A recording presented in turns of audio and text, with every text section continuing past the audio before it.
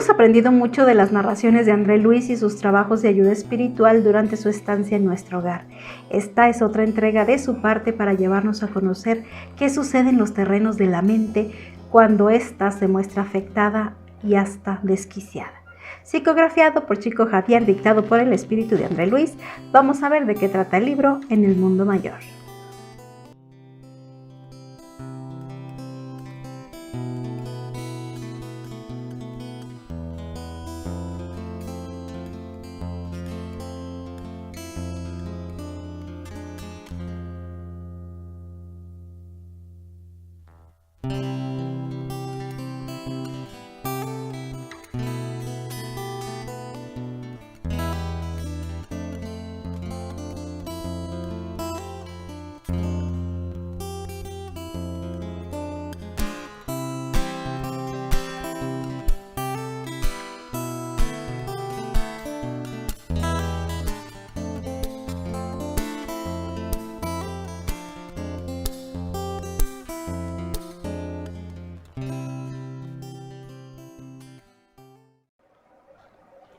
Puse esta obra en audiolibro aquí en el canal, muchos de ustedes quizás ya la han escuchado, si no, pues ahí sigue disponible para quien guste hacerlo.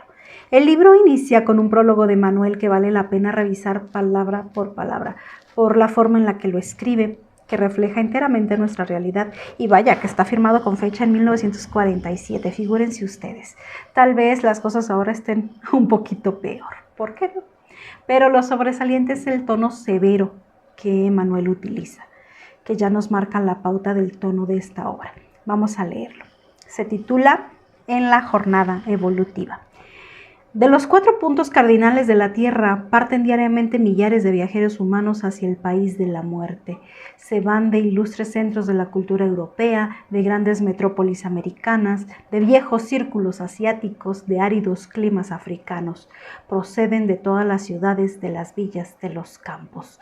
Pocos vivieron en los montes de la sublimación vinculados a los deberes que ennoblecen. Fuerte, empezamos fuerte, ¿no? Dice, pocos se dedicaron a las cosas que ennoblecen el espíritu. Dice, la mayoría son menores de espíritu, en lucha por la conquista de títulos que exalten su personalidad. No llegaron a ser hombres completos, hicieron la travesía de la humanidad en continua experimentación. Muchas veces se perdieron en vicios de toda clase, demorándose voluntariamente en la insensatez. O sea, como quien dice, flojeándole, ¿no? Que se nos olvida a los seres humanos que venimos a trabajar para el espíritu aquí al mundo y nos la pasamos flojeando. Dice, la mayoría de los que parten, sea cual sea su estatus económico, van así. Se la pasaron en la vida papando moscas, como quien dice, demorándose voluntariamente en la insensatez. Continúa, dice, pero a pesar de eso, casi siempre se atribuyen la indebida condición de elegidos de la providencia. ¿Cómo no? ¿Cómo no? No, yo soy especial, yo soy elegido porque profeso tal religión, porque doy tanto de diezmo, porque doy tanto a la iglesia, porque hago todo esto, todas cosas superficiales, o simplemente porque por ser de esta religión estoy salvado, porque Jesús dio la vida por mí, derramó su sangre por mí y eso a mí ya me salvó. Haya hecho lo que haya hecho yo estoy salvado porque Él derramó su sangre por mí, ¿no? Dice Manuel, se atribuyen la indebida condición de elegidos de la providencia y endurecidos en tal suposición, aplican la justicia al prójimo sin percatarse de sus propias faltas, esperando un paraíso de gracias para ellos y un infierno de interminable tormento para los demás, porque yo soy el bueno y luego los demás están mal y todos los demás se van a ir al infierno, ¿no? Dice, cuando estaban perdidos en los intrincados meandros del ciego materialismo, confiaban sin justificación en que la tumba cerraría su memoria y si seguían alguna religión, con raras excepciones, se contaban livianos e inconsecuentes con privilegios que jamás hicieron nada por merecer. Nada más por tener tal o cual religión, tengo un privilegio y no hice absolutamente nada para merecerlo. O sea, así describe claramente, ¿no?, la mentalidad del ser humano. Y entonces nos plantea Manuel, ¿dónde albergar esta extraña e infinita caravana? O sea, ¿dónde vas a guardar a esta gente que viene con mentalidades totalmente diferentes, con otra religión, con otra cultura? creyendo todos que merecen el paraíso, porque estaban en la religión verdadera, porque la suya era la real, porque su forma de actuar era lo correcto, y todos llegan exigiendo el cielo. Sé cómo asignar la misma estación de destino a viajeros de cultura, posición y equipajes tan diversos. Ante la suprema justicia, el salvaje y el civilizado gozan de los mismos derechos, pero probablemente estarán distanciados entre sí por la conducta individual, delante de la ley divina que distingue invariablemente la virtud y el crimen, el trabajo y la ociosidad, la verdad y la simulación, la buena voluntad y la indiferencia. Así que, ¿todos somos iguales? Claro que sí. No importa tu credo, no importa tu posición social, lo que importa es cómo actuaste y cómo respetaste o no las leyes divinas, las leyes naturales. Lo que hiciste de tu vida, eso es lo que va a contar. Dice Manuel, en la continua peregrinación desde el sepulcro participan santos y malhechores, hombres diligentes y perezosos. ¿Cómo evaluar con un solo patrón recipientes tan heterogéneos? Dice, ¿cómo evaluarlos y ponerlos a todos en el mismo molde? Dice, ¿cómo? Considerando nuestro origen común, ¿no somos todos hijos del mismo Padre? ¿Y por qué motivo fulminar con una inapelable condena a los delincuentes? Si el diccionario divino inscribe en letras de fuego las palabras regeneración, amor y misericordia. Dice, ¿cómo es que vamos a condenar a unos al infierno eterno? ¿No? Si el Padre nos habla de regeneración, amor y misericordia. O sea, empieza este prólogo, estas palabras de Manuel diciendo, así está la humanidad, así estamos, no trabajamos, no hacemos nada por la espiritualidad, pero al morir, al pasar acá, exigimos todo, queremos todo. Y si donde acomodamos no se los puede llevar al cielo directamente, ¿no? ¿Qué hacemos con ellos? Yo recuerdo en un inicio, cuando comencé a estudiar esto de la espiritualidad, tenía yo la impresión de que había más tolerancia o más misericordia, más comprensión para el ignorante de las leyes espirituales, para el que estaba equivocado, para el que se complacía en la maldad, el malvado, el que actuaba mal. Yo sentía que la divinidad le daba más oportunidades. Y en cambio la divinidad era muy severa con los que ya estábamos haciendo algo, con los que ya estábamos despertando y estábamos agarrando el buen camino, que ya nos estábamos instruyendo y que solo se nos exigía más, que se nos pedía ser cada vez mejores. Y decía, y entonces nos dicen, es que se le exige más al que más se le ha dado. Y yo renegaba y decía, por pequeños fallos se hacían gigantescos, ¿no?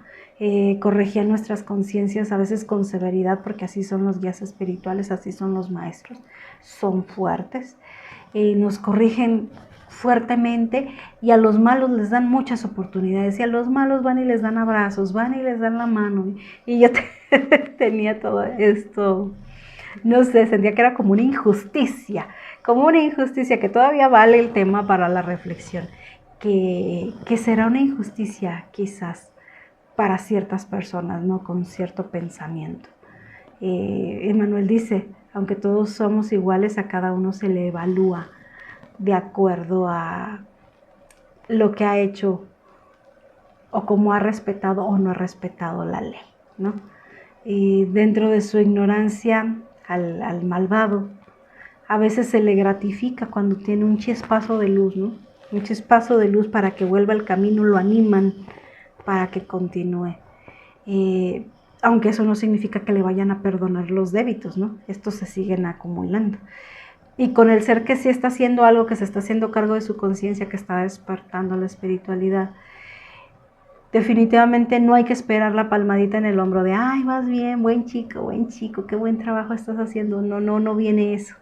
Cada que haces el bien no viene eso, al contrario, los guías te instruyen en la renuncia del reconocimiento personal a favor de tu humildad y tu equilibrio y de suprimir el orgullo.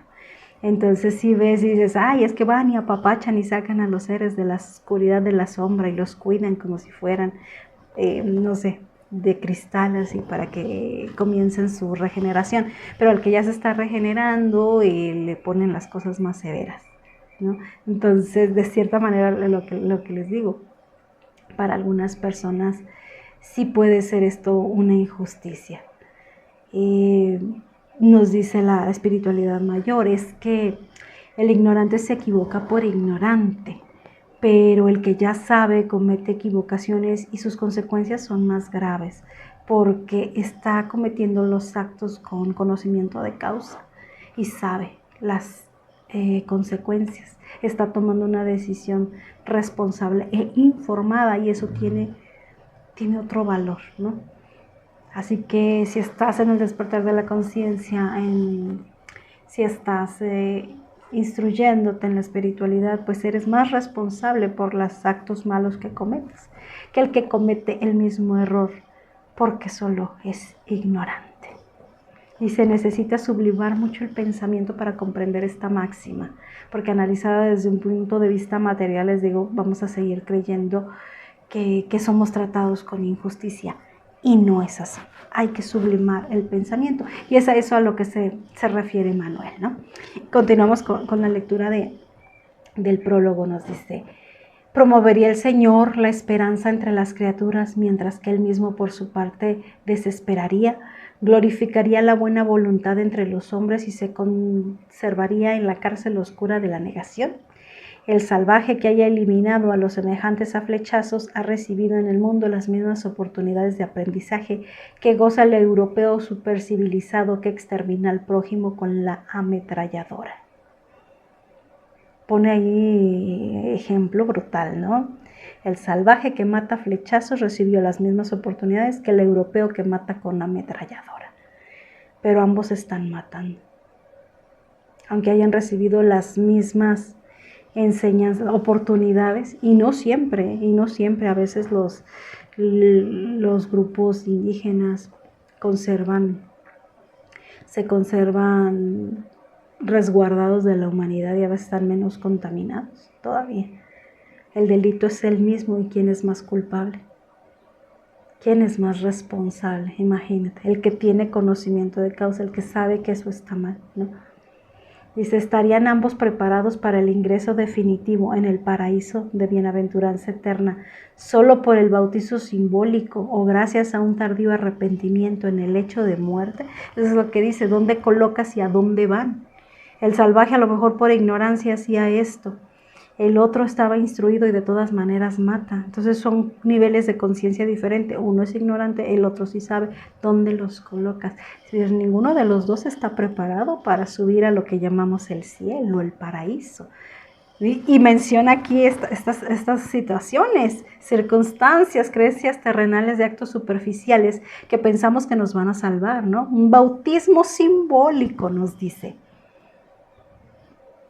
¿Cierto? Es solo una costumbre, una tradición sin fondo alguno. Una criatura es bautizada sin su consentimiento, sin la capacidad de comprender el porqué, ni de asumir ninguna clase de compromiso espiritual con ello. Es solo un requisito en el que el estatus de religiosidad de los padres, que piensan que al cumplirlo elevan también el estatus espiritual de la criatura, y eso no es cierto. Para mí el bautismo tiene sentido cuando el ser tiene su despertar espiritual y por propio gusto se compromete ante la divinidad para hacer luz, para cumplir sus propios metas superiores, ¿no?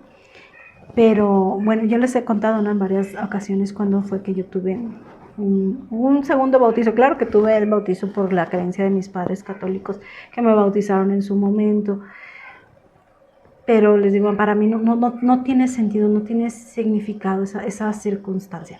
Yo tuve un segundo bautizo por mi propia voluntad, digámoslo así, a los 37 años de edad, cuando sentí la necesidad de soltar las riendas de mi vida y ya ponerlas en las manos de Dios, porque dice: sabes que ya lo hice a mi forma y a mi forma no resultó, solo soy infeliz. Me pongo en tus manos y voy a cumplir tu propósito y voy a seguir tu línea. Y entonces es ahí donde tiene sentido realmente. Fui solita hacia un estanque, lo llaman la fosa sagrada de Amatlán de Quetzalcóatl, que hay una cascada muy bonita, un entorno hermoso y socavado por el agua en la roca, y muy muy bonito. Y ahí me renové, ahí renací, me comprometí conscientemente con la divinidad, con la espiritualidad mayor, para dejar atrás todo lo que era y para cambiar. ¿Qué son era también el bautismo en antaño, en la época de Juan el Bautista.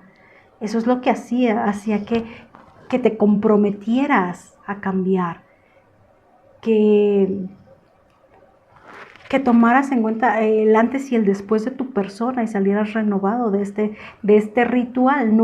Es un ritual, sí, pero es simbólico para ti, para que cambie algo. ¿Qué puede haber de compromiso, de conciencia en un bebé que es sometido a ello? Yo creo que ninguna, ¿no? Y eso es lo que nos hace ver Emmanuel, por eso le llama un bautismo simbólico, que te da el sentimiento de que ya estoy del otro lado, eso ya me distingue del resto, yo soy bautizado, yo tengo privilegios ante la religiosidad. Quizás ante la religiosidad mundana, sí, más ante la espiritualidad mayor eso no sucede. Igual que nos dice Manuel, el arrepentimiento tardío a la hora de la muerte, que nos lo menciona, ¿no? El ser una persona entregada a lo material durante toda tu vida, que hiciste lo que quisiste y dices al final del camino, ay, me arrepiento ya porque tengo miedo, porque no sé a dónde voy, porque a lo mejor Dios sí existe, por si las moscas, pues me arrepiento, me voy al cielo. Y el camino de desastres que sembré a lo largo de toda mi vida y las personas que destruí, que lastimé, el mal que hice, ¿debe olvidarse solo porque me arrepentí? ¿Ya no hay consecuencias? Pues claro que no. O sea, qué bueno que te arrepientas porque pedir perdón es el inicio de tu camino, ¿no? Pero sabemos cómo son las leyes y tiene que haber expiación, redención y liberación de cada una de las deudas contraídas. Por eso nos dice Manuel, ¿de verdad estarán preparados para el ingreso al paraíso por haberse bautizado? ¿Por haberse arrepentido en el lecho de muerte? ¿O por haber pagado misas u otras creencias terrenales tan absurdas? Pues claro que no estamos preparados para irnos directamente al paraíso. Continuamos con la lectura, dice, la lógica y el buen sentido no siempre se expresan con argumentos teológicos inmutables. La vida nunca irrumpe sus actividades naturales por imposición de dogmas establecidos artificialmente. Fuerte. Los dogmas establecidos artificialmente por las religiones no influyen en la verdad. La verdad es la verdad espiritual. Las cosas suceden, porque así son las leyes naturales. Creas en ellas o no creas en ellas, de todas maneras se cumplen. No hay imposición de dogmas ante la verdad.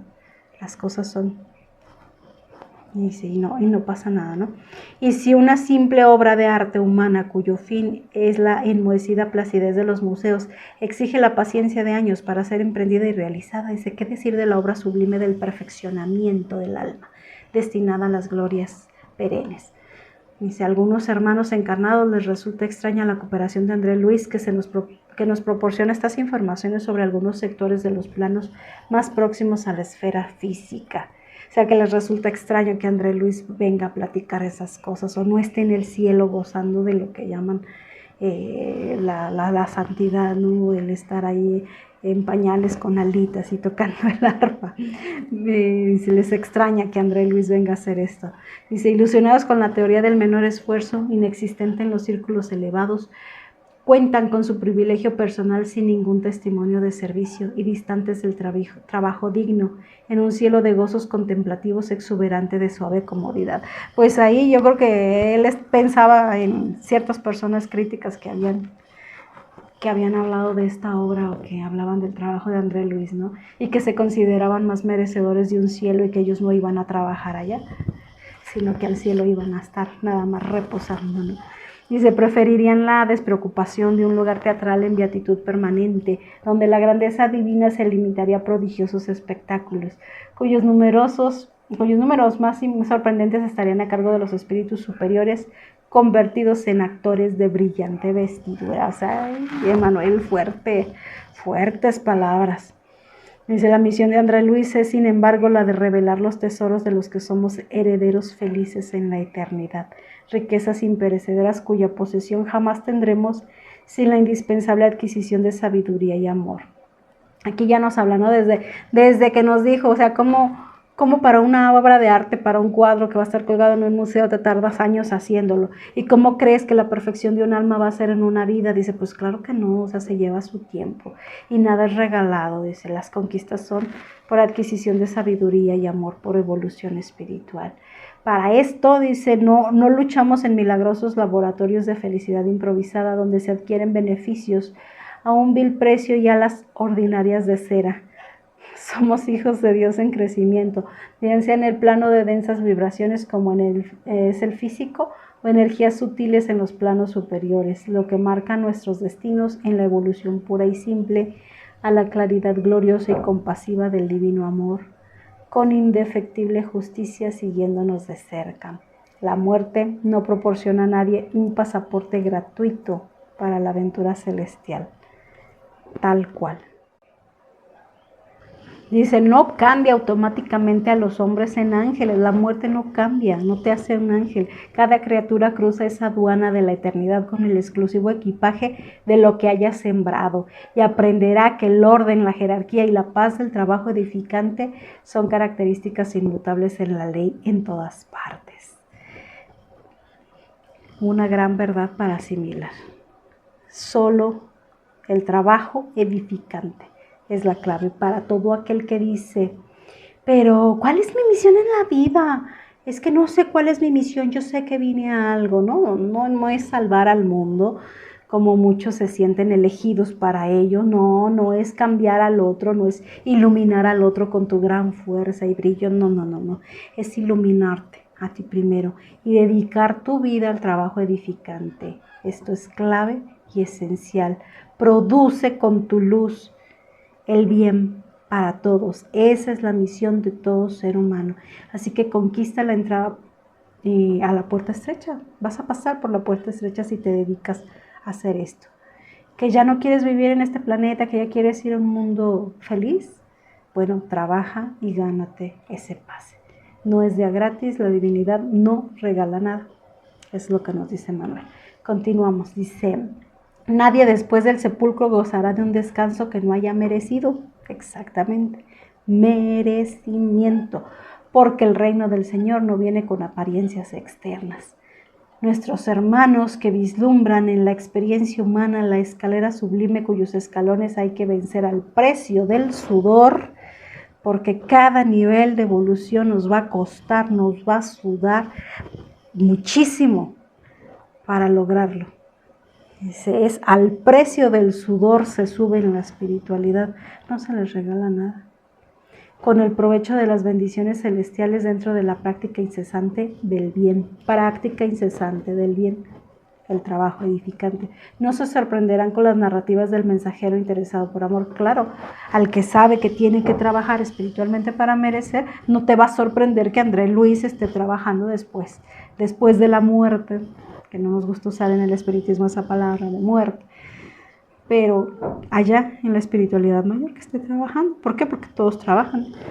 Dice, ellos saben que no han recibido el don de la vida para matar el tiempo, ni la dádiva de la fe para confundir a los semejantes, absortos como se hallan en la ejecución de los divinos designios. No recibimos la vida nada más para matar el tiempo, para papar moscas, para estar aquí perdiendo, desperdiciando todo. Es una oportunidad de crecimiento que hay que aprovechar. Y sigue Manuel, dice, pero a los creyentes del favoritismo, presos en viejas ilusiones, fanáticos religiosos, aun cuando se presenten con los más respetables títulos, las palabras de este emisario fraternal provocarán descontento y perplejidad, o sea, las palabras de André Luis. Pero es natural, cada labrador respira el aire del campo que escogió. Para todos, con todo, pedimos la bendición del Eterno, tanto para ellos como para nosotros. Emanuel, Pedro Leopoldo, 25 de marzo de 1947. Duro, contundente. Las palabras de Manuel, ahí lo tienen. Me imagino que hubo la necesidad de decir estas palabras por la impresión que habían dejado otras obras como Nuestro Hogar o Los Misioneros, de personas que criticaban la obra de André Luis, la obra de Chico Javier, que querían que les digo que él estuviera allí en el cielo tocando el arpa y que no era posible que la realidad espiritual después de la vida fuera como la plasmaba André Luis, que tuvieran que trabajar. Y sí, pues André Luis vino a dar luz sobre lo que pasa realmente después de desencarnar, ¿no? Entonces, Emmanuel tuvo que hablar de esta manera. Al inicio del libro, sí, sé que vamos lentos, sé que vamos despacio, sé que nos estamos deteniendo mucho, pero es que es tan primordial todo lo que nos están presentando aquí que vale la pena irnos así lento y analizar cada una de las cosas, ¿no? Nosotros hacemos todavía que el trabajo de André Luis tenga mucho más valor al dedicarle este tiempo al análisis, a que cada una de sus palabras sea aprovechada. Todavía se hace más rico esto, es más grande todo el aporte que él nos hizo.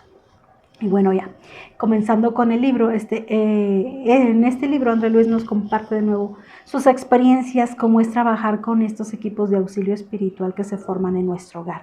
E inicia platicándonos un poco acerca de quienes van a dirigir las labores con su amigo Calderaro y el instructor Eusebio. Se encuentra con ellos en algún jardín de la ciudad espiritual durante la noche, en ese lapso de tiempo en que algunas almas desprendidas del cuerpo por acción del sueño, que estamos acá en el planeta, suben a las instancias espirituales a recibir instrucción. Qué interesante, ¿no? Cuando te duermes, el espíritu se desprende, tus guías lo llevan y varias personas van a recibir instrucción. Esto es absolutamente real y yo doy fe y testimonio de ello. En varias ocasiones he podido mantener el recuerdo de estas asistencias, de esta ayuda espiritual, esclarecimiento, reuniones con los guías, visitas a hospitales espirituales donde se nos brinda ayuda, nos ayudan físicamente. Por ahí tengo varias anécdotas que luego les cuento.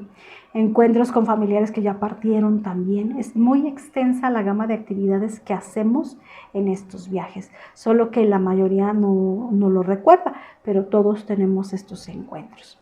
Y de eso le habla Calderaro, el compañero de André, le habla a él y le hace aclaraciones sobre esta reunión, porque están ahí en un jardín muchas de las personas que en espíritu están ahí con sus guías, con sus instructores, y le dice Calderaro, les leo un poquito, dice: tenemos aquí 1,200 personas aproximadamente. De estas, el 80% son aprendices de diversas ramas espiritualistas, todavía no aptos para los grandes vuelos del conocimiento, aun cuando aspiren fervorosamente a colaborar con el plan divino. O sea, que no eran espíritas, no crean que nada más a los espíritas los llevan, absolutamente no. De cualquier denominación, de cualquier religión, de cualquier sabor, todas las personas pueden acceder a esto, ¿no? Dice, son compañeros con un elevado potencial de virtudes. Practican la buena voluntad y se ejercitan en la iluminación interior a través del loable esfuerzo, pero aún así todavía no disponen de la confianza necesaria para utilizarlas. Yo creo que ahí somos muchos, ¿no?, que entramos dentro de esta categoría, que estamos muy interesados en instruirnos en la espiritualidad, pero aún no tenemos la fuerza como para mantener ese equilibrio. Y estas personas son las que son llevadas ahí para complementar su aprendizaje, para darles fuerza, para instruirlos.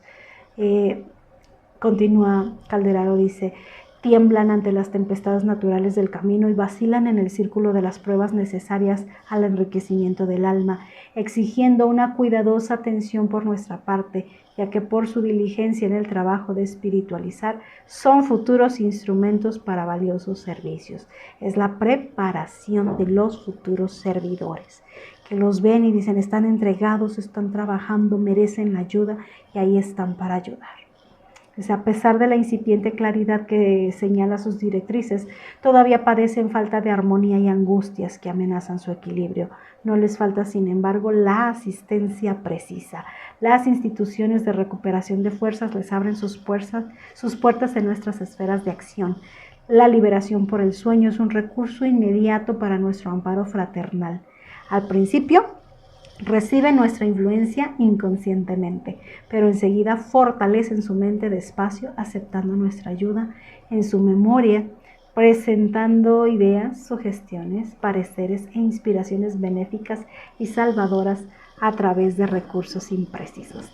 De recuerdos, es que me viene el recuerdo. Yo acabo hace media semana, acabo de tener una experiencia así. Estaba pasando un periodo de dolencia, física, de enfermedad, y me llevaron a un hospital espiritual. Sí, como dices, son imágenes imprecisas, no tiene uno la capacidad de recordar a veces tan precisamente como quisiera, pero sí fue una experiencia bastante agradable. Me dieron la pauta del problema de salud, por dónde darle, porque recuerdo, preparaban un medicamento, etcétera. Sí, le queda a uno la impresión, pero como dice, todavía no tienen esa capacidad mental como para retener absolutamente todo, ¿no? Eso se va desarrollando con el tiempo, eso se va fortaleciendo. Hay quienes no recuerdan absolutamente nada, pero bueno, así que sí, me impacta mucho leer sus palabras, ¿no? Porque es exactamente lo que me acaba de pasar. Dice, Andrea hace un análisis de la situación, de los que están ahí, ¿no? Los ve y dicen, vaya, es que qué privilegio, o sea, qué privilegio gozan estos cuates que los sacan de su cuerpo y los traen acá para platicar con los maestros. Imagínense, dice, de haber tenido yo esas clases, esos esclarecimientos cuando estaba vivo, no, pues todo lo que pude haber hecho, ¿no? Dice, es que hacer grandioso recibir esa ayuda, pero pues recordarlo todavía sería mejor, ¿no? Y les digo, pero pues ya, con el tiempo, mientras vas espiritualizándote más, separándote de la materia, los guías también te van ayudando a recordar. Es lo que dice Calderaro, le dice André Luis, es que para eso necesitas espiritualizarte más, ¿no? Y la transformación de un hombre materialista a un hombre espiritual no es algo que se consiga aquí, nada más en el aula, en la teoría. Dice, no, es resultado del trabajo edificante, de trabajar, de pulir, de sufrir la experiencia humana, le dice. O sea, que no vas a evolucionar nada más así por leer libros y estudiar y todo eso, no, necesitas practicarlo y ponerlo en la experiencia. Entonces eso es lo que hacen, van, te suben, te preparan, te dicen y tú vienes acá a vivir la experiencia. Y luego de esta charla que tiene ahí André Luis con Calderaro, viene un discurso. Viene el discurso de Eusebio, que es el que dirige, ¿no? El que dirige el equipo de trabajo en el que va a estar André Luis, es una gran personalidad, que, híjole, también es mucho, muy fuerte. Es mucho, muy fuerte, sigue el mismo tono del prólogo de Manuel. Es muy largo, este video está siendo bastante rico en conceptos y rico en información, pero sí es pesadito, sobre todo para mis ojos que anda un poquito mal, es que la luz me encandila un poco y no alcanzo a leer bien, y si me pongo los lentes resulta que refleja la luz y eso les resulta molesto, entonces sí, pero bueno, vamos a intentar hacerlo mejor. Este discurso de Eusebio, la primera vez que lo leí, en serio, no sé en qué estado de ánimo estaba yo, pero a mí me irritó, me enojó, es que dije, ¿por qué me hablas así? O sea, ¿por qué hablas así? O sea, ¿por qué nos tratas así?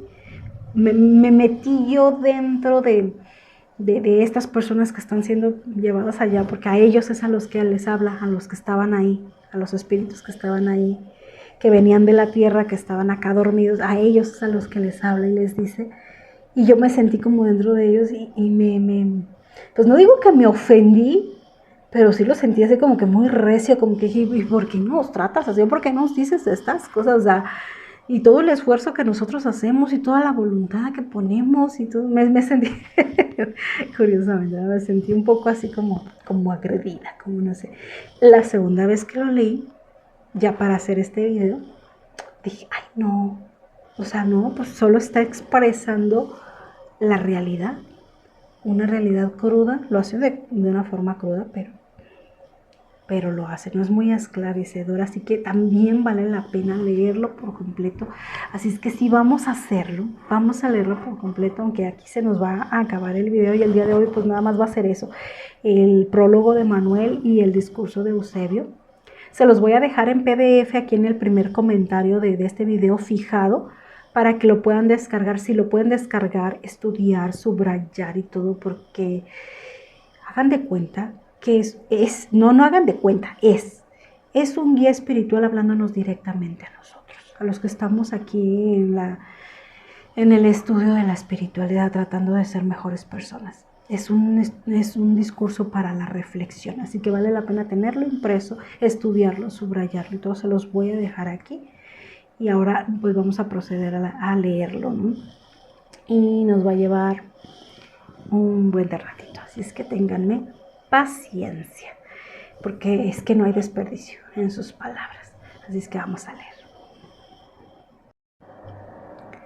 Dice: nos dirigimos a vosotros, hermanos, que tenéis por el momento ocasión de aprender en la bendita escuela carnal, o sea, los que estamos encarnados, empujados por la necesidad, la sed de ciencia o la angustia del amor que supera abismos, atravesáis pesadas fronteras vibratorias encontrándonos en el punto cero de un camino que creéis diferente.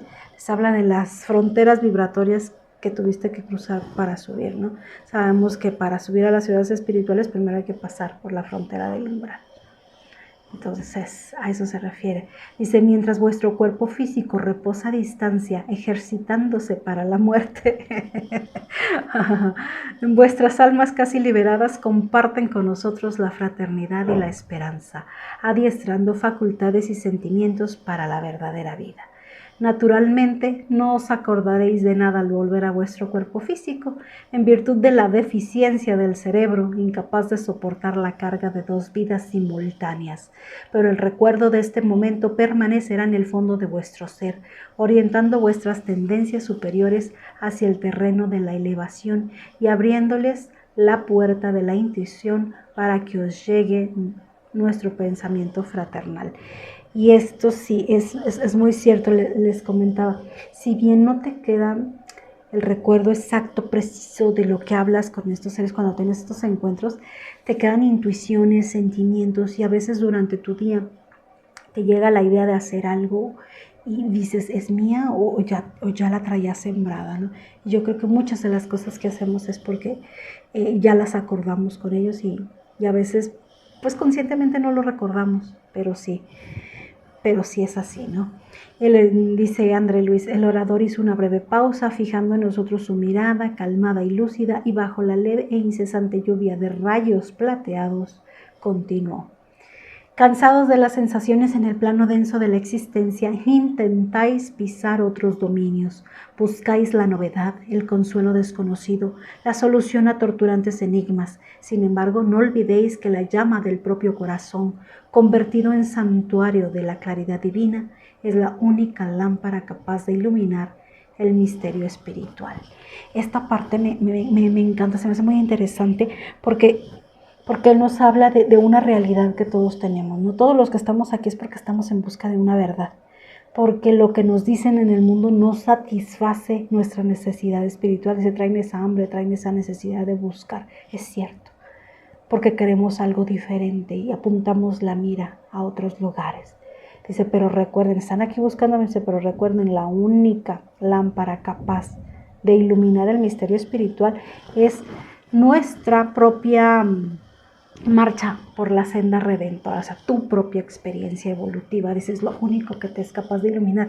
Ningún conocimiento, por más grande que sea, por más maravilloso que sea, al tocarlo te va a iluminar. Si no lo asimilas, si no lo haces propio, si no lo vives, si no lo haces parte de ti. O sea, tiene toda la razón, ¿no? Continúa, dice, al lado de cada hombre y de cada mujer en el mundo permanece viva la voluntad de Dios en lo relativo a los deberes que le corresponde. Cada cual tiene delante el servicio que le compete. Esto es importantísimo. Cada cual tiene delante el servicio que le compete. Les digo porque muchas veces entrando en estos conocimientos empieza uno con ese ego espiritual. Yo voy a salvar el mundo, ¿no? Yo tengo esto porque soy el salvador, porque voy a iluminar al otro. Y viene el, no, ¿cuál es tu misión? Te dice ahí, ¿tu misión? ¿Cuál es tu misión? Dice, cada uno está delante del servicio que le compete. Cada uno está plantado donde debe florecer, está en el lugar en el que tiene que estar para hacer ese servicio. Dice, como cada día trae consigo posibilidades especiales de realización en el bien. El universo se encuadra en el orden absoluto. Como aves libres en limitados cielos, interferimos en el plano divino, creando para nosotros prisiones y ataduras, liberación y enriquecimiento. O sea, libre albedrío, ¿no? Dice, cada quien crea lo que quiere crear, su cielo o su infierno en su libertad. Dice, después debemos pues adaptarnos al equilibrio divino, atendiendo a la función aislada que nos compete en la colmena de la vida. La colmena de la vida, me encanta esta alusión, esta metáfora a la colmena, porque ¿qué pasa en una colmena, no? En una colmena hay muchas abejitas y cada una de ellas sabe exactamente lo que tiene que hacer. Y no se pelea con la otra, ¿verdad? No se pelea, ay no, fíjate que yo quería picar esa flor y tú me la ganaste. No, no se pelean, saben lo que tienen que hacer y trabajan. Entonces dice, estamos cada uno delante de lo que tenemos que hacer en la colmena de la vida. O sea, trabajemos todos juntos y cada uno hace su trabajo. La suma de sus trabajos va a dar un buen resultado. Y continúa y dice, ¿desde cuándo hacemos y deshacemos, terminamos y recomenzamos, emprendemos el viaje reparador y regresamos perplejos para volver a empezar? O sea, ¿desde cuándo estamos en esta rueda de la vida, la reencarnación y reencarnación y reencarnación? Dice, somos en el escenario de la corteza planetaria los mismos actores del drama evolutivo. Cada milenio es un acto breve y cada siglo es una escena. ¡Qué elocuente! ¡Qué elocuente! Si somos los mismos yendo y viniendo una y otra vez. Cada 1000 años es un acto, cada milenio es un acto, cada siglo una escena. Como en la literatura espírita hemos visto estos claros ejemplos, ¿no? Cuando nos muestran, por ejemplo, o nos narran 3 vidas consecutivas de una persona. Ahí te das cuenta, te da perspectiva de esto que dice Eusebio, te da esa perspectiva de que son los mismos actores en distintos papeles en una historia y luego pasan 100 años, vuelven a nacer y ahora están en otra historia, pero son los mismos actores y traen incluso a veces hasta los mismos diálogos de antes, ¿no? Que las historias se repiten y estamos ahí repitiendo y es cierto, en una vida vives una escena, en otra vida vives otra escena y vas evolucionando lentamente. Dice, utilizando cuerpos sagrados, perdemos como niños despreocupados y entretenidos, nos entretenemos en juegos infantiles y perdemos la oportunidad santificante de la existencia. Eso es cierto. Al no hacer conciencia de que venimos a trabajar, de que traemos misiones espirituales y venimos a trabajar para el espíritu, se nos olvida, nos metemos en la materia, nos metemos en los juegos infantiles como infantes espirituales. Nos metemos en el juego de la vida y desperdiciamos la oportunidad santificante de la existencia. Nos dice, de esta forma nos convertimos en condenados de las leyes soberanas que nos enredan a los escombros de la muerte como náufragos, piratas, indignos por mucho tiempo del retorno a las luchas del mar. Mientras millones de almas poseen ocasiones de enmienda y reajuste entregadas al esfuerzo regenerativo en las ciudades terrestres, millones de otras lloran por la derrota, perdidas en la tenebrosa pausa de la desilusión y del padecimiento. Dice, mientras tú estás aquí encarnado desperdiciando tu oportunidad en juegos infantiles, también hay almas que están atoradas allá en las tinieblas oscuras de su propia amargura, desilusionadas y padeciendo. Entonces, habemos muchos ahí, ¿no? Dice, no nos referimos a los misioneros heroicos que soportan las sangrientas heridas de los testimonios angustiosos por espíritu de renuncia y de amor, de solidaridad y sacrificio. Son luces provisionalmente apartadas de la luz divina y que vuelven al domicilio celestial, como el trabajador fiel que regresa al hogar terminada la tarea cotidiana. Entonces aquí nos habla de los misioneros que ya entraron por la puerta estrecha, que ya son felices allá, pero que por amor deciden bajar a trabajar y si están como héroes, ¿no? Soportando todo de nuevo, con las leyes planetarias, con la energía del planeta, con la humanidad, con todo lo que se vive acá encarnado. Y están como héroes soportando, pero cuando salgan de ahí se van a regresar a su hogar que ya se ganaron, ¿no? No nos referimos a ellos, ni a las grandes Dice, nos referimos a las grandes multitudes de almas indecisas, presas de la ingratitud y la duda, de la flaqueza y de la disipación, almas formadas a la luz de la razón, pero esclavizadas a la tiranía del instinto. Y esto yo creo fue lo que yo no entendí la otra vez, ¿verdad? Que yo me empecé a sentir como que ofuscada, de por qué nos hablas de esta manera. Dice, no me refiero a ti, no me refiero a los que están, me refiero a los que están perdidos en el materialismo, ¿no? Dice, formadas a la luz de la razón y esclavizadas a la tiranía del instinto. Suele confundirse esto. El otro día mi esposo hablaba con otro amigo sobre los atlantes y decía que los atlantes eran muy evolucionados y no sé qué. Y dije, bueno, vamos corrigiendo el término, ¿no? Porque luego se confunde. Ponemos evolución como sinónimo de crecimiento tecnológico o científico. Dije, y no es lo mismo. O sea, una cosa es que tengas crecimiento en la ciencia y otra que tengas evolución.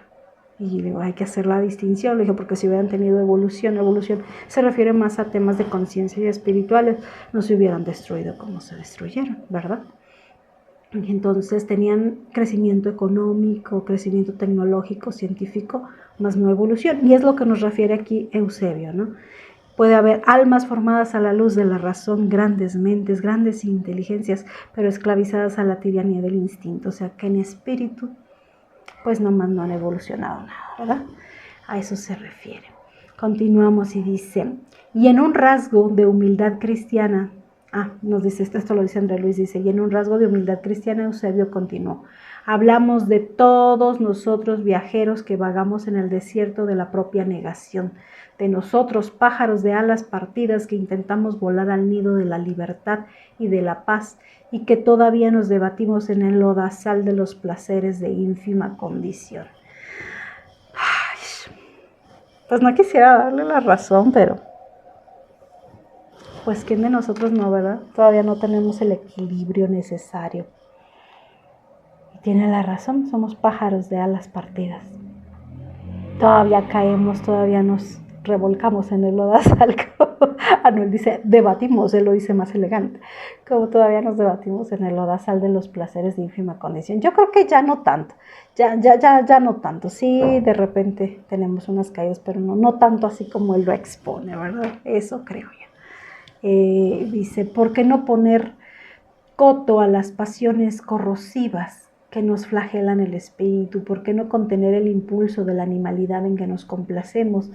Desde los primeros vestigios del raciocinio, siempre el terrible dualismo de la luz y de las tinieblas, de la compasión y de la perversidad, de la inteligencia y del impulso bestial. Por una parte estudiamos la ciencia de la espiritualidad consoladora y por otra nos abandonamos al envilecimiento. Bueno, aquí más que nada es un llamado a ser leal a tu disciplina espiritual, ¿no? De que cada vez seas más fuerte y te complazcas menos en tus malas inclinaciones. Que yo creo que eso es a lo que le estamos tirando, ¿no? Es lo que estamos trabajando todos. Nos dice, creo que habla así como que en términos generales, ¿no? En la humanidad, sí, como humanidad sí le creo esto, como humanidad sí. Nos complacemos en ese envilecimiento, como él dice. Dice, cantábamos himnos de alabanza con Krishna, aprendiendo el concepto de la inmortalidad del alma, a la sombra de los árboles augustos que aspiran a las cimas del Himalaya, y descendíamos inmediatamente después al valle del Ganges, matando y destruyendo para gozar y poseer. Deletreábamos el amor universal con Buda y perseguíamos a los semejantes, aliados a los guerreros cigaleses e hindúes. ¿Sí? O sea, decir, por un lado estás bien espiritual y por otro lado vuelves a caer en las mismas vilezas, ¿no? Por ahí decía mi abuela hace mucho tiempo que cuando iba la gente a misa, dice, entran a misa a santiguarse y están ahí mismo criticando a las que van vestidas así, las que no van y que que el otro, y si nada más van a criticar, ¿no? Y estás jugando en esa dualidad, no siendo ni una cosa ni otra, estás brincando, ¿no? Dice, hay que ser como comprometidos con lo que somos. Nos dice Eusebio, fuimos herederos de la sabiduría en los tiempos lejanos de la Esfinge, y a pesar de la reverencia, los misterios de la iniciación, pasábamos a la hostilidad sedienta de sangre a los márgenes del Nilo, acompañando el arca simbólica de los hebreos. Leíamos reiteradamente los mandamientos de Jehová contenidos en los rollos sagrados, y los olvidábamos al primer clamor de guerra con los filisteos. Llorábamos de conmoción religiosa en Atenas y asesinábamos a nuestros hermanos en Esparta. Admirábamos a Pitágoras, el filósofo, y seguíamos a Alejandro, el conquistador.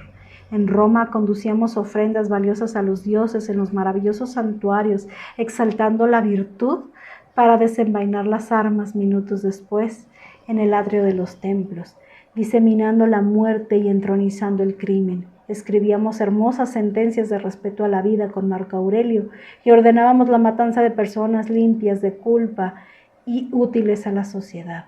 Con Jesús el divino crucificado, nuestra actitud no ha sido diferente. Tienen la razón, ¿verdad? Sobre los restos de los mártires inmolados en los circos vertimos ríos de sangre en venganza cruel, armando las hogueras del sectarismo religioso.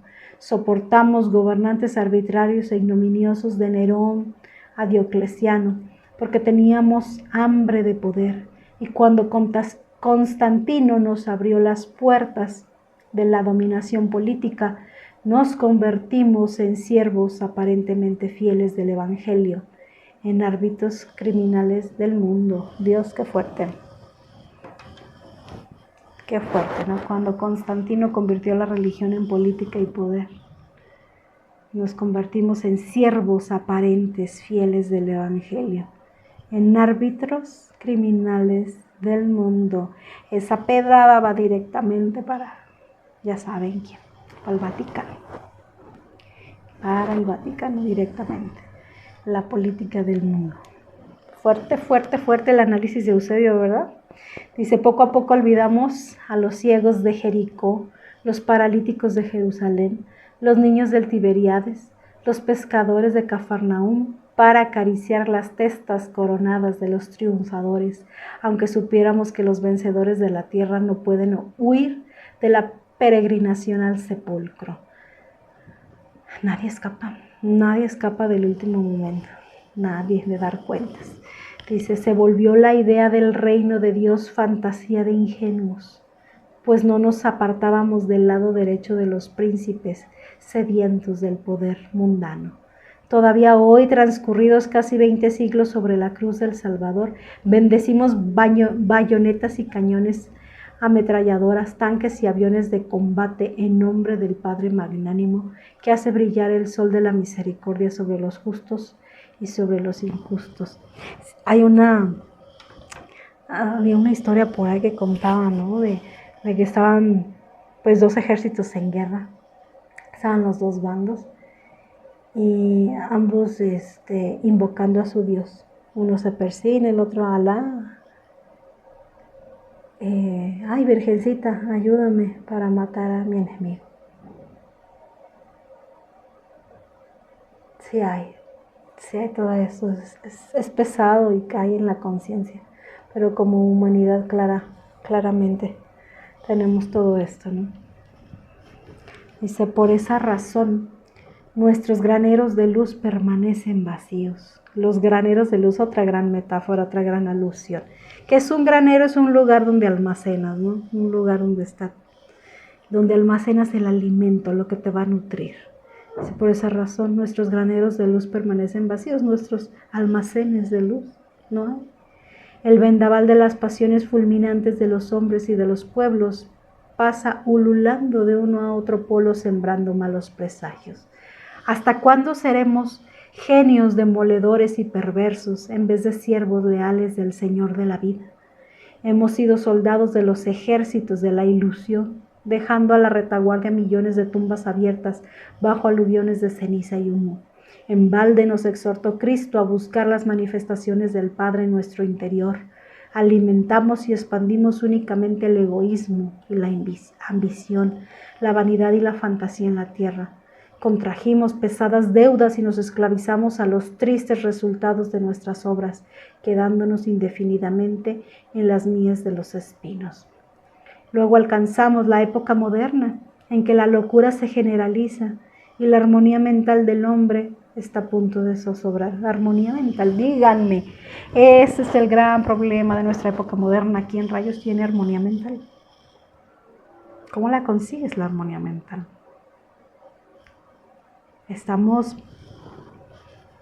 agarrados no quiero decir una grosería, agarrados de todas partes por la tecnología. El otro día tuve un conflicto con mi celular. Mi celular es de una marca china, es Huawei, que se peleó con Google, no sé qué intereses tienen ahí. Entonces ya el WhatsApp pues no me quería funcionar, no lo pude instalar y yo dije, está bien, pues no pasa nada, me quedo sin WhatsApp, ¿qué importa? Tratas de salirte del mundo y el mundo te dice, hey, te tengo agarrada, no puedes. ¿Qué crees? No puedes. Un día sin WhatsApp y las amistades ya no te podían localizar y todas preocupadas. ¿Qué por qué? ¿Qué pasó? ¿Qué esto? ¿Qué el otro? Y otra me escribe, me bloqueaste, seguramente me bloqueaste, por eso ya no te puedo escribir. Y yo, no, es que tengo un conflicto. De la escuela tenía a mi sobrino en el kinder y estaba ahí, obviamente tienen su chat para las tareas y organizarse y todo. También de allá se volvieron locos, todos la podemos contactar, como esto, como el otro, como aquí, como allá. Y dije, ¿es en serio? ¿Es en serio? ¿No puedo quedarme sin WhatsApp? No puedes. No puedes porque estás en el mundo. Y entonces tuve que ver la manera de volverlo a instalar, ¿no?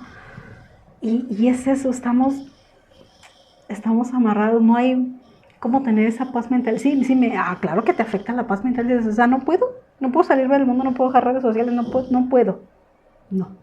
No puedes, porque hay compromisos que cumplir. Y entonces, todo eso altera la paz mental.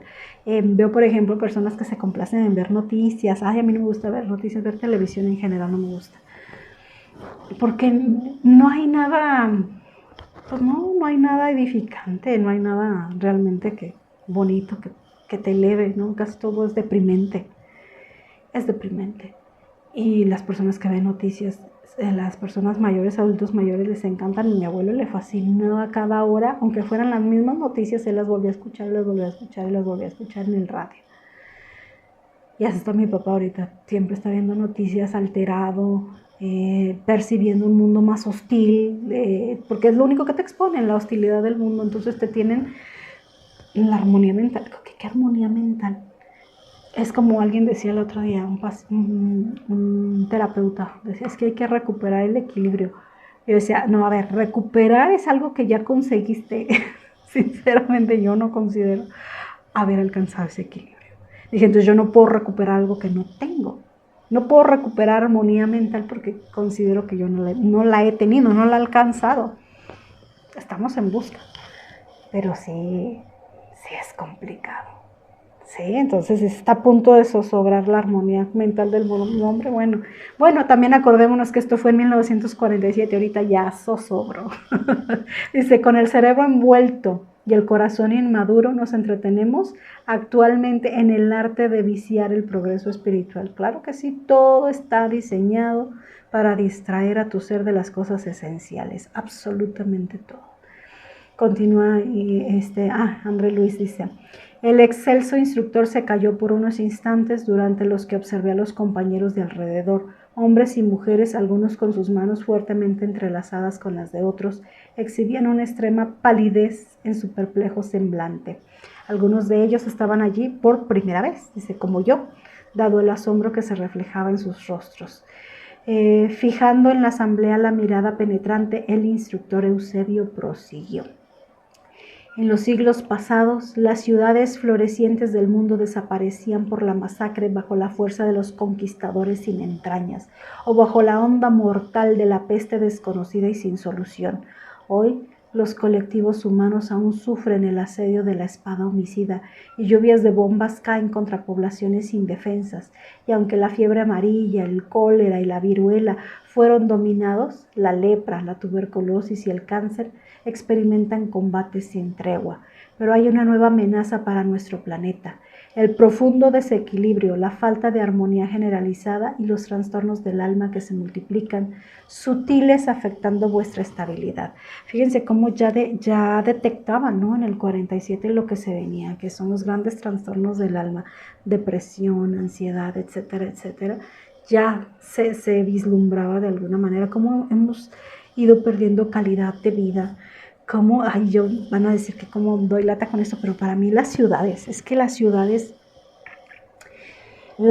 contribuye mucho, el estilo de vida de la ciudad para mí no es apto para el progreso espiritual. Así, con esa situación tajante, el modelo de ciudades que tenemos en nuestro planeta no son compatibles con la evolución espiritual, definitivamente eso siento yo.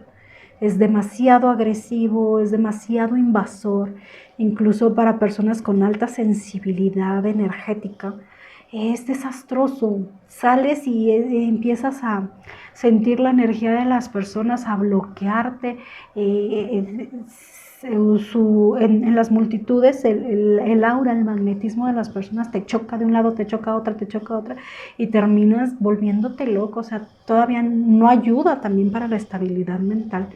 Por eso dicen también, ¿no?, que el Maestro Jesús trabajaba en las ciudades, pero se iba y se apartaba a meditar y a recargar su energía allá a la naturaleza, porque es muy duro. La energía en las ciudades es tan agresiva, es tan dañina, que pienso que lo ideal para la evolución espiritual es vivir en el campo, pero sí, el trabajo se tiene que hacer. O sea, sí, para recargarte tu energía tienes que ir a la naturaleza, pero el trabajo, pues sí, es acá. Pero es terrible y cada vez las ciudades son más grandes, ¿verdad? Continuó Eusebio, dice: vuestros caminos no parecen recorridos por seres conscientes, sino que son como extrañas veredas a lo largo de las cuales bailan duendes alucinados. Ya nos llamó duendes alucinados. Dice: como fruto de eras sombrías caracterizadas por la opresión y maldad recíprocas en que hemos vivido, odiándonos los unos a los otros, vemos la tierra convertida en campo de interminables hostilidades. Hombres y naciones persiguen el mito del oro fácil. Criaturas sensibles se abandonan a las pasiones. Cerebros vigorosos pierden la visión interior, cegados por los engaños de la personalidad. Esto, ¿cómo está sucediendo, no? Los engaños de la personalidad. Qué fuerte. Y el autoritarismo. Desempeñados en disputas interminables, en duelos espantosos de opinión, conducidos por desvariadas ambiciones inferiores, los hijos de la tierra se acercan a un nuevo abismo que la visión turbia no les deja percibir. Imagínate, vamos a un abismo y por tener la visión empañada no puedes ver que te vas directo. Dice: esa cima profunda, hermanos, es la de la alienación mental, que no solo desintegra las células de la vida física, sino que alcanza el tejido sutil del alma, invadiendo nuestro cuerpo periespiritual. Casi todos los estratos de la civilización moderna están afectados en su estructura fundamental. Necesitamos, pues, movilizar todas las fuerzas a nuestro alcance, al servicio de la causa humana, que es nuestra propia causa. El trabajo de salvación no es exclusivo de las religiones, es una labor común a todos, porque un día vendrá en que el hombre ha de reconocer la divina presencia en todas partes. Lo que debemos hacer no es a título particular, es una obra genérica para la colectividad, el esfuerzo del servidor honesto y sincero, interesado en el bien de todos. Ay, Dios, es que sinceramente es complicado. Es complicado. Hablaba hace rato con algunas amigas de esta cuestión, ¿no? Sinceramente, la persona honesta no es valorada. Eres el tonto, eres el dejado, eres el que no sabe conseguir cosas en la materia. Entonces dice: sí, se ha perdido, pero es difícil mantenerte con unos altos estándares de valores, porque la humanidad te arrastra, o sea, la densidad te arrastra y es complicado, porque puedes parecer un perdedor ante el mundo, ¿no? Por tener tu código de valores, ser una persona honesta. Y a veces si te dicen: ay, qué tonto, o sea, te encuentras un celular y lo regresas, ay, qué tonto, te lo hubieras quedado. te encuentras un billete y preguntas, oiga, ¿de quién es? Y sale el dueño que no era. Y ves las cosas y ya no lo ves como si estuvieras viendo una película, ¿no? Así por fuera. Yo ya no participo de eso. Así ok. Ves cómo se desarrollan las tramas y las energías. Y dices, sí estamos así. Sí estamos así de mal, ¿no? Y continúa Eusebio, le dice, si venís aquí buscando, les dice a todas las personas, ¿no? Si venís aquí buscando orientación para el trabajo sublime del espíritu, no os olvidéis de vuestra propia luz. No contéis con antorchas ajenas para la jornada. ¡Ay! Casi oigo la música divina. ¡Ah! No contéis con antorchas ajenas para la jornada. ¡Qué grande! Solo tú te puedes iluminar. La luz del otro te la puede compartir, te puede inspirar, pero solo te va a servir tu propia luz para iluminar tu propia jornada. No contéis con antorchas ajenas para la jornada. En los planos de sufrimiento regenerador, en las cercanías de la carne, continúa, dice, lloran amargamente millones de hombres y de mujeres que abusaron de la ayuda de los buenos. Para que veas. Precipitándose en las tinieblas al perder en la tumba los ojos efímeros con que apreciaban el paisaje de la vida a la luz del sol. Desdeñosos y recalcitrantes huyeron de todas las oportunidades de encender su propia lámpara. Es que todos reciben la oportunidad, pero si la desprecias hay consecuencias. Y se aborrecían los pesares de la lucha y eligieron el gozo corporal como objeto supremo de sus propósitos en la tierra. Y cuando la muerte cerró sus párpados, empezaron a conocer una noche más larga y más densa, repleta de angustias y de pavor. En ese momento, nos dice André Luis, Eusebio interrumpió el discurso por más de un minuto, como para recordar escenas conmovedoras que sus palabras evocaban, demostrando cierta vaguedad en la mirada. Noté la ansiedad con que la asamblea guardaba sus palabras. Damas sensibilizadas manifestaban una fuerte impresión en sus rostros y todos nosotros, ante la exposición leal y conmovedora, nos manteníamos quietos y aturdidos. Es que imagínense un misionero como él, cuántas cosas no ha vivido, cuántas cosas no ha visto. Si nosotros al leer, yo también me quedo así pensando en ciertas circunstancias que he vivido y pensar, yo creo que se quedó también él recordando algunos casos, algo así. Dios mío, pero sí, es que como hay gente, esa es una de las cosas que a mí más me costó cuando empecé en el espiritismo, porque quieres practicar la caridad y como hay gente que se opone y como hay gente que abusa y empiezas a aprender la gran lección de la caridad, ¿no? Nos dicen, si no estás preparado para la ingratitud, no hagas la caridad. Porque tú piensas que te van a dar las gracias, porque tú piensas que te van a hacer sentir bien, porque tú piensas que todo el mundo lo va a recibir con amor. Y en realidad encuentras tantos obstáculos a la hora que quieres hacer caridad. Gente que por puro egoísmo dice, no, por aquí no pasas, no, y no te permiten ayudar al necesitado. Y una crisis así te puede hacer hasta perder la fe. O cuando personas abusan constantemente de la amabilidad porque tú quieres ser caritativo. Y sabes, eso tiene consecuencias. Siempre dice mi esposo es una de esas personas que abusan de él por su bondad. Y él dice, ellos creen que abusan, ellos creen que me hacen tonto. Pues todo tiene consecuencias. Yo hice bien. Si el otro hace mal, ese es su problema. Y aquí lo está diciendo Eusebio, ¿no? Como hay personas que se complacen en ese gozo de abusar de los demás, de servirse de los demás. Y están labrando su propio camino. En fin, después de esta pausa nos dice André, transcurrido un tiempo el orador prosiguió con inflexión enérgica y patriarcal. Buscáis en nosotros la orientación necesaria para los trabajos a realizar en el presente en la corteza de la tierra. Seducidos por la claridad de la esfera superior y fascinados por las primeras nociones del amor universal, queréis cooperar en la siembra del porvenir, Reclamáis alas para los vuelos sublimes y tenéis en mira ayudar en el esfuerzo de la elevación. Indudablemente la intención no puede ser más noble, pero es indispensable que consideréis vuestra necesidad de integración en el deber de cada día. Es imposible progresar en un siglo sin atender las obligaciones de la hora. Sí, eso es también como para no perderte en la teoría, no perderte en, ay, nada más soy espiritual y abandonar por completo tus obligaciones que tienes. Imagínate, si una ama de casa se olvida de alimentar a los hijos porque tiene, ay, yo voy a leer mi evangelio, yo voy a hacer nada más mis compromisos espirituales. Dice, no, o sea, es que también somos duales, ¿no? Entonces tienes que cumplir tus obligaciones del aquí y del ahora, y cumplir tus obligaciones también espirituales, ¿no? Dice, es imprescindible en la actualidad recomponer las energías, reajustar las aspiraciones y santificar los deseos.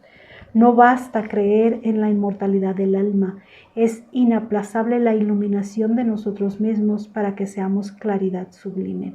No basta para la redención el simple reconocimiento de la supervivencia del alma o del intercambio entre los dos mundos. Los livianos y los malos, los ignorantes y los tontos pueden comunicarse igualmente a distancia de país en país. ¡Ay, Dios mío! Esto para algunos mediums, ¿no? Para algunos mediums. Vaya. Los tontos también pueden comunicarse a través de la distancia entre país y país. Ay. Dice, antes de nada, lo que importa es elevar el corazón, romper las murallas que nos encierran en la sombra, olvidar las ilusiones de la posesión, rasgar los velos espesos de la vanidad y abstenerse del letal licor del personalismo envilecido, para que las claridades del monte fulguren en el fondo de los valles, para que el sol eterno de Dios disipe las transitorias tinieblas humanas. Para poder ser la vanguardia de la fe viva en el mundo, no obstante las dificultades que se nos enfrentan, se os exige la cabal demostración de que estéis seguros de la espiritualidad divina. El plano superior no se interesa en la incorporación de devotos hambrientos de un paraíso beatífico. O sea, devotos hambrientos, imagínate. No, la espiritualidad mayor no le interesa incorporar a sus filas devotos fanáticos, devotos hambrientos de un cielo ocioso donde no se va a hacer a nada. Eso es lo que nos dice. ¿Admitiríais quizás vuestra permanencia en la tierra sin un fin específico? Si la hierba debe de producir de acuerdo con sus objetivos superiores, ¿qué decir de la magnífica inteligencia del hombre encarnado o de la razón iluminada por la fe? Recibiríamos tan sagrados depósitos de conocimiento edificada en aras de nada. O sea que todo tiene un propósito. Tendríamos la perla de esas bendiciones para fortalecer al propósito egoísta de alcanzar el cielo sin escalas preparatorias, sin actividades purificadoras. Nuestra meta, amigos míos, no se compadece con el exclusivismo ególatra. La puerta divina no se abre a espíritus que no se divinizaron por el trabajo incesante de la cooperación con el Padre Altísimo. Y el suelo del planeta al que os prendéis provisionalmente representa el bendito círculo de colaboración que el Señor os confía. O sea que nadie va a pasar por la puerta estrecha sin antes haber trabajado, ganado y merecido aquí en la tierra. Recoged el rocío celestial en vuestro corazón sediento de paz.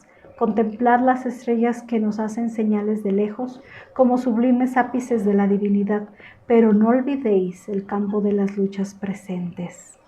El espiritualismo en los tiempos modernos no puede encerrar a Dios entre las paredes de un templo de la tierra, porque nuestra misión esencial es la de convertir toda la tierra en el templo de Dios. Para nuestra vanguardia de trabajadores decididos y valerosos pasó la fase de experimentación inútil y de investigaciones desordenadas. Vivimos una estructuración de sentimientos nuevos formando las columnas del mundo venidero con la luz encendida en nuestro interior. Es natural que los aprendices recién llegados experimenten, examinen, sondeen y evoquen teorías brillantes en las que las hipótesis vayan al lado de la exhibición personalista. Es comprensible y razonable. Toda escuela se caracteriza por los diversos cursos que forman sus cuadros y disciplinas. No nos dirigimos a los que todavía sueñan en la clausura del yo, enredados en los 1000 obstáculos de la fantasía que endurece sus impresiones. Os hablamos a vosotros que sentís la sed del universalismo, anónimos compañeros de la humanidad que se esfuerzan por emerger de las tinieblas hacia la luz. ¿Cómo aceptaréis el estancamiento como principio y la felicidad exclusivista como fin? Alimentemos la esperanza renovadora. No invoquéis a Jesús para justificar anhelos de reposo indebido. Él no alcanzó el cenit de la resurrección sin subir al Calvario. Y sus lecciones se refieren a la fe que transporta montañas. Pues sí, ni el Maestro Jesús se fue por, como digo yo, ni el Maestro Jesús se fue por un portal dimensional. Él tuvo que cumplir su misión aquí también. Dice, no reclamemos pues el ingreso en mundos felices antes de mejorar nuestro propio mundo. Oh, pesado. Gran verdad, no reclames el ingreso a mundos felices, mejora primero el tuyo. Olvidad el viejo error de que la muerte del cuerpo constituye una milagrosa inmersión en el alma, en el río del encantamiento. Rindamos culto a la vida permanente, a la justicia perfecta y adaptémonos a la ley que apreciará nuestros méritos siempre en conformidad con nuestras propias obras. Nuestro trabajo es de iluminación y de eternidad. El gobierno universal no nos encargó la custodia de altares perecederos. No fuimos convocados a velar en el círculo particular de una interpretación exclusivista, o sea, de ninguna religión, sino a cooperar en la liberación del espíritu encarnado, abriendo horizontes más amplios a la razón humana y rehaciendo el edificio de la fe redentora que las religiones olvidaron. Dice, unos soplos inmensos de la onda evolucionista barren los ambientes de la Tierra. Todos los días se desmoronan principios convencionales mantenidos como inviolables durante los siglos. La mente humana perpleja es impulsada a transiciones angustiosas.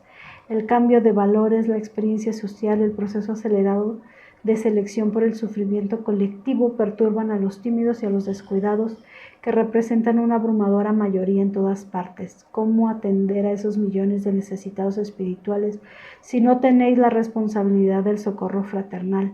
¿Cómo sanar la locura incipiente si no os transformáis en imanes que mantengan el equilibrio? Sabemos que la armonía interior no es artículo de oferta y demanda en los mercados terrestres, pues no. ¿Dónde compras armonía interior? Claro que no, es una conquista del alma. Dice, pero la adquisición espiritual solo es accesible en el templo del espíritu. Es necesario que encendamos el corazón en amor fraternal ante el servicio efectuar. No bastará en nuestras realizaciones la creencia que espera. Es indispensable el amor que confía y atiende, transforma y eleva como recipiente legítimo de la sabiduría divina. Seamos instrumentos del bien antes de esperar cualquier gracia. La tarea exige valor y suprema devoción a Dios, sin que convirtamos en luz en el círculo en que estamos en vano, acometeremos las sombras a nuestros propios pies. Y en la acción que nos compete no nos olvidemos que la evangelización de las realizaciones entre las esferas visibles e invisibles es deber tan natural y tan inaplazable de la tarea como la evangelización de las personas. No busquéis lo maravilloso. La sed de lo milagroso puede viciaros y perderos. Vinculados por la oración y por el trabajo constructivo a los planos superiores, y estos proporcionarán contacto con los almacenes divinos que dan a cada uno de nosotros según la justa necesidad. Dan a cada uno según la justa necesidad.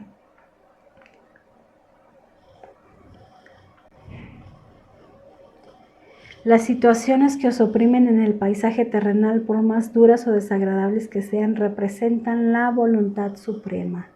No saltéis los obstáculos ni intentéis huir de ellos, vencedlos, utilizando la voluntad y la perseverancia, dando así oportunidad de crecimiento a vuestros propios valores. No transitéis sin la debida prudencia en los caminos de la carne, en que muchas veces imitáis a la mariposa insensata. Atended las exigencias de cada día, contentándonos al satisfacer las tareas mínimas. Qué importante es, ¿no? hace referencia también a lo que ya nos había dicho, de que cada uno está frente a la tarea que debe hacer.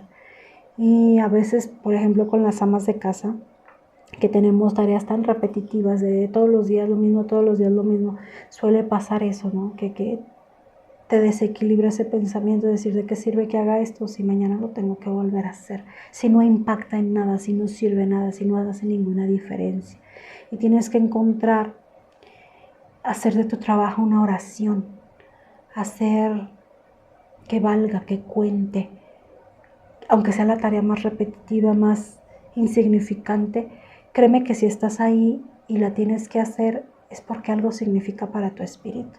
Entonces, encontrar esa satisfacción en la pequeña labor es importante. Es importante. Aquí nos dicen, ¿no? Atender las exigencias de cada día, contentándonos al satisfacer las tareas mínimas. No intentéis el vuelo sin haber aprendido a andar. Es que todo va lento, ¿no? Dices, ¿qué he hecho? No he hecho nada. Quieres dejar un gran impacto en la humanidad y dices, bueno, primero lo pequeño. Camina, gatea, camina, y luego ya puedes correr. Algún día volarás. Dice, sobre todo no indagué sobre los probables derechos que os correspondían en el banquete divino antes de liquidar los compromisos humanos. Sí, claro. A veces que queremos hacer, no sé, voy a hacer la caridad porque eso me va a dar este beneficio. Voy a actuar así como que fingir ser bueno. Sí, fingir para tratar de obtener ciertos beneficios. No lleva nada, ¿no? Nos habla a que seamos sinceros. Trabajar para cumplir con nuestros compromisos sin importar las recompensas. Dice, es imposible conseguir el título de ángeles sin antes ser criaturas sensatas. El llamado, ¿no? A ser una criatura sensata, un ser humano sensato. Si no quiere ser ya el Salvador, el ángel, la luz y todo, tranquilo, a tu nivel, a lo que te toca, a lo que estás ahorita, ¿no? Les digo que es muy rudo, que es muy fuerte, que la forma en la que se dirige es a llagas espirituales que están presentes, sobre todo ahorita con la New Age y con todo esto, va incisivamente a esas situaciones. Dice, es imposible conseguir el título de ángeles sin antes ser criaturas sensatas. Presiden nuestros destinos soberanas e indefectibles leyes. Somos conocidos y examinados en todas partes. Las facilidades concedidas a los espíritus santificados que admiramos son prodigadas a nosotros por Dios en todos los lugares. El aprovechamiento, sin embargo, es obra nuestra. O sea que Dios nos da lo mismo a todos. Lo que hacemos nosotros con eso es lo que hace la diferencia. Las máquinas terrestres pueden llevar el cuerpo físico a considerable altura, pero el vuelo espiritual con el que os liberáis de la animalidad jamás lo realizaréis sin alas propias. Necesitas tú forjar así con tus actos tus alas propias para volar en la evolución espiritual. Nos dice, la amistad de bienhechores encarnados y desencarnados os ha consolado como suaves y benditas flores del alma, pero se marchitarán como las rosas de un día si no fertilizáis el corazón con la fe y el entendimiento, con la esperanza inquebrantable y el amor inmortal, sublimes abonos que proporcionan el desarrollo en el terreno de vuestro esfuerzo sin tregua. No codiciéis el reposo de las manos y de los pies antes de semejante propósito. Buscar la paz interior en la suprema tranquilidad de la conciencia. Abandonar la ilusión antes que la ilusión os abandone. Controlando vuestra propia existencia, dejad plantado el bien en la estela de vuestros pasos. Solamente los siervos que trabajan graban en el tiempo las señales de la evolución. Solo los que se bañan en el sudor de la responsabilidad consiguen acuñar nuevas formas de vida y de ideal renovador. Los demás, llámense monarcas o príncipes, ministros o legisladores, sacerdotes o generales, entregados a la ociosidad, se clasifican en el orden de los parásitos de la tierra. ¡Ay, qué cosa! Por eso estamos llamados al trabajo, para no ser de los parásitos de la tierra. Nos llegan a señalar su permanencia provisional en la corteza del planeta. Revolotean como insectos multicolores volviendo al polvo de que se alzaron por algunos minutos. Regresando pues al cuerpo físico, valeos de la luz para las realizaciones necesarias. Participemos del glorioso Espíritu de Cristo. Convirtámonos en claridad redentora. Un desequilibrio generalizado y creciente invade la mente humana. Se combaten desesperadamente las naciones y las ideologías, los sistemas y los principios. Establecida la tregua en las luchas internacionales, surgen deplorables guerras civiles, armando hermanos contra hermanos. La indisciplina fomenta levantamientos y el ansia de libertad perturba la tranquilidad de los pueblos. Hay guerra entre las esferas de acción. Encarnados y desencarnados de tendencias inferiores luchan ferozmente por millones. Innumerables hogares se transforman en ambientes de inconformidad y falta de armonía. El hombre pelea consigo mismo en el actual proceso acelerado de transición. Equilibrados pues en la edificación necesaria, convencidos que es imposible confundir la ley o traicionar los dictámenes universales. Un discurso realmente extenso, pero potente. Perdón. Es que consideren que fueron ustedes, que fueron ustedes llamados en espíritus y ya escucharon esto. El llamado a la cordura, el llamado al trabajo, el llamado a hacer lo que nos toca hacer. Por eso me consideré necesario, aunque era bastante extenso, pues ponerlo completo, ¿no? Ponerlo por completo porque sí, todavía lo estoy tratando de asimilar, muy fuerte. Es llamarnos a la reflexión de nuestra situación como encarnados, como espíritus. Deja mucho para seguir pensando y dándole vueltas, ya lo iremos asimilando más. Yo creo que aquí le dejamos, ya nos extendimos demasiado. Si era necesario ahondar de esta manera, ya en los siguientes videos nos adentraremos ya en lo que trata la historia, que tan elocuentemente Andrés Luis nos está contando, ¿no? Por ahora yo creo que ahí le dejamos, ya hasta la voz se me acabó, pero sí me llegó muy hondo, muy fuerte ese discurso. Ya lo percibí diferente, al leerlo es la tercera vez que lo leo, ya lo percibí diferente. La primera sí fue así como que, che, como los parásitos de la tierra. Dios, hasta escalofrío me da cuando leo ciertas frases. En fin, pero ya seguiremos ahí la reflexión. Espero leer sus comentarios. Gracias a todos por sus bonitas palabras que siempre me dedican. Estoy trabajando mucho, estoy preparando una sorpresa para decirles pronto. Y agradezco como siempre su atención. Entonces nos vemos en la próxima edición de qué trata el libro.